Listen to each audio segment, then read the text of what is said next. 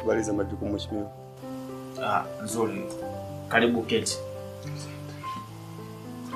Samahani mheshimiwa, mimi naitwa Masumbuko.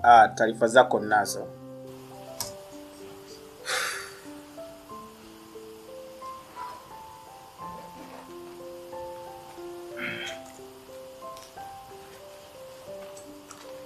Mheshimiwa, jambo.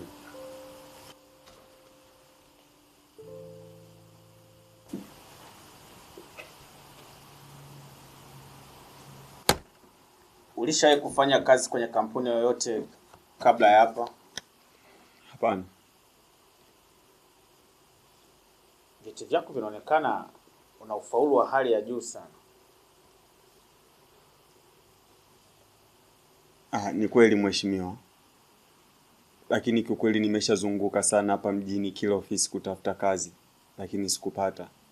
Na pengine huwa nahisi sina bahati kabisa. Masumbuko, lazima uwe una future.